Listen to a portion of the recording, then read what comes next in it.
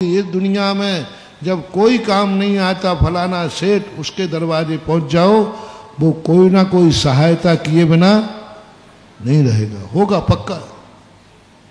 यही कैसे दयालु सेठ का, हमेशा नहीं जाना, नहीं तो तुम नमक कम पड़ जाए तो सेठ जी नमक दे दो, तुम्हारी आदत बहुत गंदी है। तुम एड्रेस क्या लिख लो, फिर तो तुम थोड़ी थोड़ी बातों में भी पहुंच जाओ। नहीं, कब के लिए रखना भैया, जब अब कोई उपाय नहीं है तब एक सेठ का नाम याद रखना। नहीं, एक उम्मीद है, बस मेरा समाचार वहां तक पहुंच जाए, मैं वहां तक पहुंच जाऊं तो नियम से मेरी यह समस्या का समाधान हो जाएगा, क्योंकि वो व्यक्ति ही ऐसा है। एक आपातकाल की खोज के रखना है, एक सेठ से बना के चलना है। अब उसको बना के लिए तुम्हें कुछ भी करना पड़े, पैर पड़ना पड़े, कुछ भी करना पड़े, तुम्हें संसार में जीना है तो किसी एक सेठ से बना करके जरूर चलना है। और इतना बनाना है, इतना बनाना है कि तुम्हारी आफत सुन करके सेठ भी तुम पर दया करे, अरे ये तो अपना व्यक्ति है। एक सेठ के आत्मी बनो, एक सेठ के प्रति इतने आत्मीयता बनाओ कि वो तुम्हें अपना मान ले। बहुत कठिन प्रश्न दे रहा हूं। बड़े आदमी गरीब को कभी अपना नहीं मानते, मानेंगे भी नहीं। अमीर आदमी गरीब को अपना नहीं मानेगा, बहुत कठिन है। लेकिन गरीबों से मेरा कहना है, जैसे बने तैसा, नगर में, रिश्तेदारी में, मुल्क में, जैसे बने एक सेठ के जरूर आत्मी बन जाना। उस सेठ को तुम्हारे प्रति आत्मीयता हो। महाराज जी कैसे बने मैं नहीं बता सकता, बन जाएंगे। बड़े आदमी बहुत जल्दी पिघलते, बस कला सीख लो कि वो क्या चाहते हैं, विचार कर लो कि उनका आदमी बनने के लिए हमें क्या करना पड़ेगा।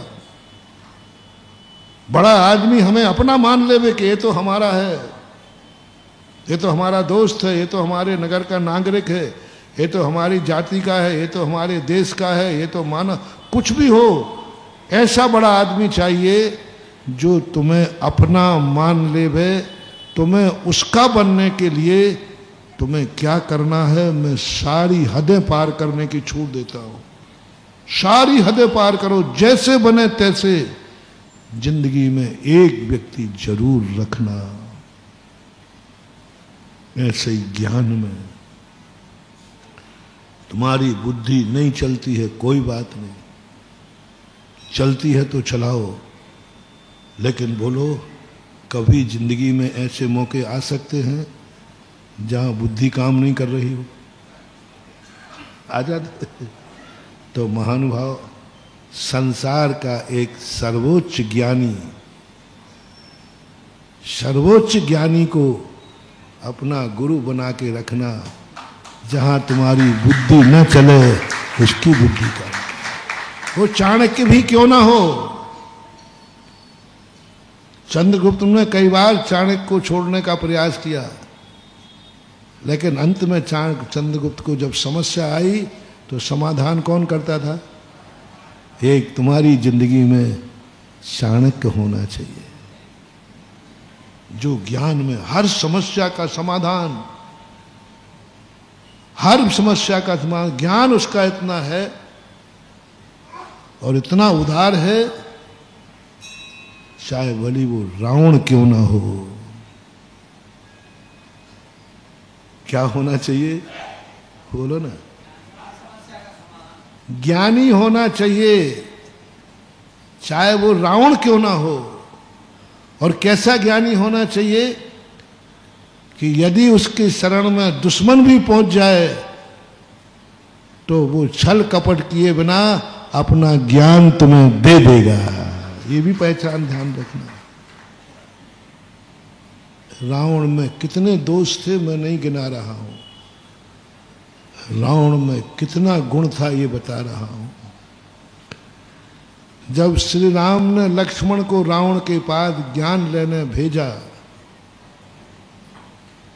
बिना आदि की छोड़ो, तो रावण ने ज्ञान दिया कि नहीं दिया? कौन था लक्ष्मण रावण का? बोलो ना, दुश्मन था, उसी ने तो मारा था।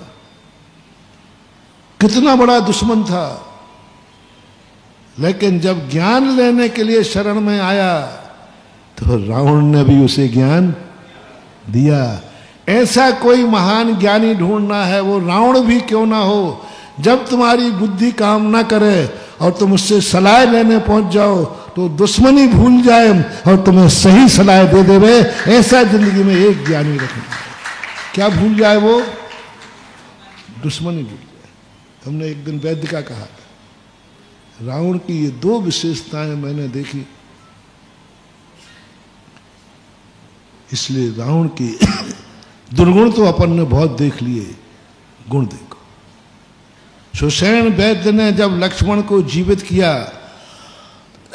सबने कहा कि आज सुषेण वैद्य का अंतिम दिन है, नियम से मौत के घाट उतारेगा। क्योंकि सुषेण वैद्य ने किसको जीवित किया है? दुश्मन को। 15 दिन हो गए लड़ते लड़ते, बड़ी मुश्किल से जीता, उसको जिया। सारी लंका में, सारी दुनिया में एक आज सुषेण वैद्य की मौत निश्चित है। लेकिन रावण भली चारित्र में कैसे ही था, लेकिन नीतियों में निपुण था। रावण ने भरी सभा में सुषेण वैद्य को गले लगाकर सम्मानित किया। बोले, वारे वैद्य जी, तूने आज दुश्मन के सामने मेरा मस्तक उठा दिया।